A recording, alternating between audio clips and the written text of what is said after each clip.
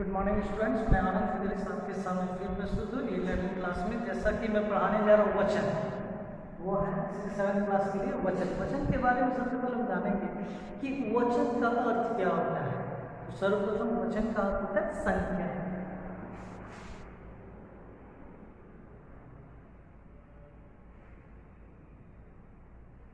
वचन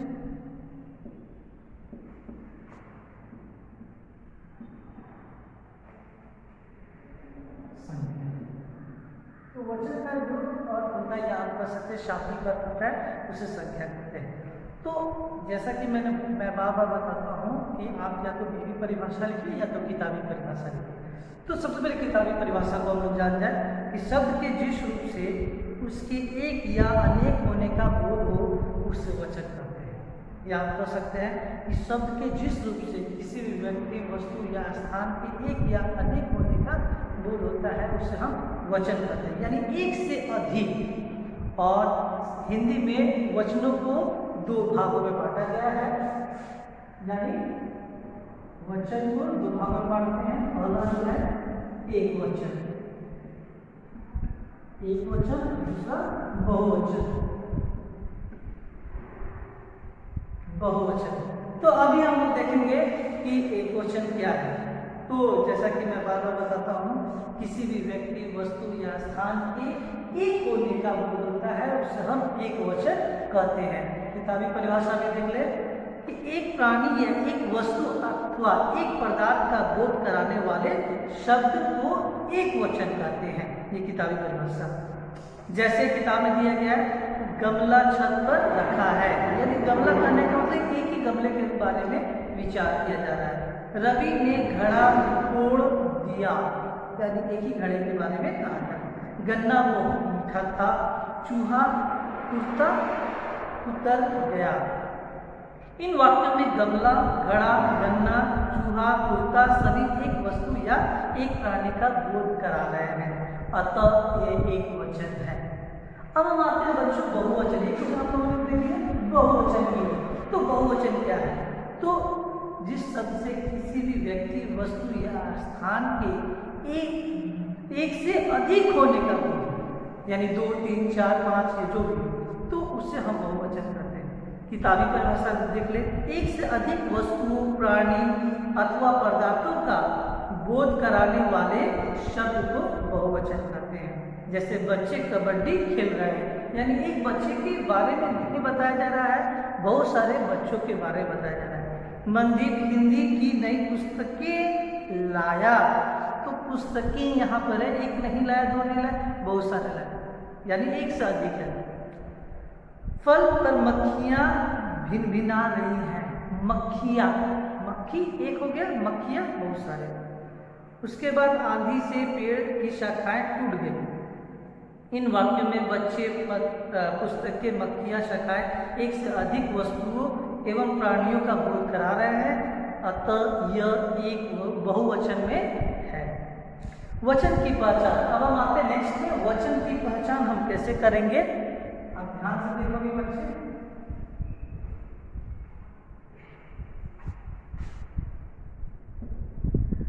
वचन की पहचान। अक्सर हम लोग वचन को पहचानने के काबिल भी होते हैं, बहुत सारे वचन आप पहचान भी लेते हो, लेकिन कुछ ऐसी बातें हैं जो हम लोग ध्यान नहीं देते। तो आदत प्रकट करने के लिए एक व्यक्ति के लिए बहुवचन का प्रयोग होता है। अब जैसे जैसे हम कहते हैं पिताजी आते हैं, यानी पिताजी एक ही है, लेकिन उनको हम लोग किस वचन में डालते हैं? बहुवचन में। हम लोग नहीं कहते हैं कि पिताजी आता है, अजीब लगता है, जबकि वो भी सही। यानी आदर एवं सम्मान प्रकट करने के लिए हम लोग एक वचन को बहुवचन में प्रयोग करते हैं। इसीलिए हम लोग कहते हैं पिताजी आते हैं, तो आदर एवं सम्मान देने के लिए। यहाँ पर किताबी परिभाषा को देख लीजिए। शिवाजी वीर मराठा सरदार थे, दादाजी कल आएंगे, यानी बहुवचन में इसका प्रयोग, यानी अधिकार या बड़प्पन दिखाने के लिए मैं के स्थान पर हम बहुवचन का प्रयोग किया जाता है। मैं के स्थान पर हम बहुवचन का प्रयोग करते हैं। ज़्यादातर यह, जो हम का प्रयोग हम लोग अपने क्षेत्र में या अपने राज्य में करते हैं, लेकिन जैसे उत्तर प्रदेश में जाएंगे तो वहाँ पे मैं को मैं ही बोलते हैं, मैं जाने को हूँ, मैं ही ये कार्य करूँगा, है ना। तो बहुत सारी बातें ये दिखाई देता है। सदैव कुछ देखेंगे कि सदैव एक वचन में प्रयोग होने वाले शब्द, कुछ शब्द ऐसे होते हैं जो सदैव एक वचन में प्रयोग किए जाते हैं। सदैव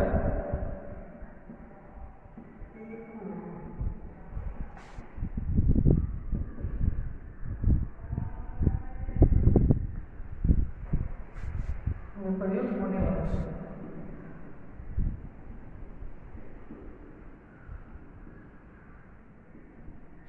देख लेंगे सदैव एक वचन में, जैसे हवा, इसका प्रयोग हमेशा एक वचन में करते हैं। सूर्य, धरती, आकाश, आग, पानी, वर्षा, दही, सत्य, प्रेम, क्रोध, ये सारे शब्द जो है हमेशा एक वचन, इसीलिए बोला जाता है सदैव, यानी सदा जोड़ एवं मिल करके सदैव तो होता है, सदैव एवं। अब हम आते हैं सदैव बहुवचन में प्रयोग होने वाले शब्द। सदैव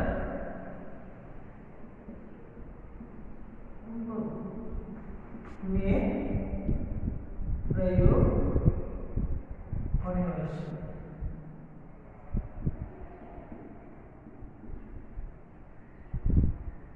होने वाले शब्द देखेंगे, जैसे भीड़, जनता, पुलिस, दल, झुंड, सेना, समूहवाचक ये बताया गया। प्राण, दर्शन, आंसू, हस्ताक्षर, समाचार, बाल, कोश आदि। बच्चे यहाँ पे ध्यान देंगे कि जैसे हम करते हैं हस्ताक्षर, जैसे किसी प्रकार का हम लोग पत्र लिखते हैं या आवेदन करते हैं, या किसी कॉलोनी में जाकर के किसी को पत्र लिखना है तो कॉलोनी के सिर्फ हस्ताक्षर लिखते हैं, वहाँ पे 4-5 लोगों का भी हस्ताक्षर लगाते हैं, अर्थात वो बहुवचन के बारे में बताया जा रहा है। और देखेंगे कि समाचार हम बोल रहे हैं तो समाचार में एक ही बातें नहीं होती, बहुत सारी बातें होती है। उसी तरह कुछ बताया गया कि अ, ई, उ एवं उ के अंत होने वाले पुल्लिंग शब्दों का वचन नहीं बदलता, यानी जिस शब्द के अंत में अ हो, ई हो, उ हो, उ से अंत होने वाले पुल्लिंग शब्दों का वचन नहीं बदलता है। उदाहरण मोर, घर, शेर, कवि, मुनि, माली, साधु, गुरु, भालू, डाकू। मैंने साधु को भिक्षा दी, सभी साधु यज्ञ कर रहे हैं, यानी इनको हम लोग नहीं बदल सकते हैं। कुछ ऐसी बातें हम जान लें, ऐसे शब्दों को वचन उनके प्रयोग के आधार पर स्पष्ट करता है, प्रयोग के आधार पर स्पष्ट करता है। और हम देखेंगे उसके बाद कुछ जातिवाचक शब्द एवं अपने एक वचन के रूप में बहुवचन का बोध कराते हैं। अब हम आते हैं वचन बदलने के नियम, क्योंकि बहुत सारे नियम हम लोग भूल जाते हैं, तो उस नियम को हम लोग जानेंगे। जैसे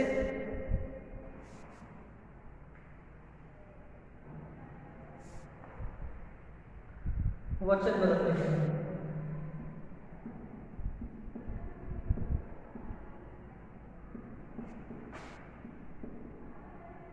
के नियम, तो वचन बदलने के नियम बहुत सारे नियम हैं। आ के स्थान पर ए लगा करके पुल्लिंग शब्दों में, जैसे चश्मा, चश्मे, कमरा, कमरे, घेड़िया, घेड़िए, यानी आ के स्थान पर ए लगाकर, आ के स्थान पर ए लगाकर, जैसे पताका, पताकाएं, माता, माताएं, कला, कलाएं, कविता, कविताएं, और भी बहुत सारे शब्द आप देख लेंगे।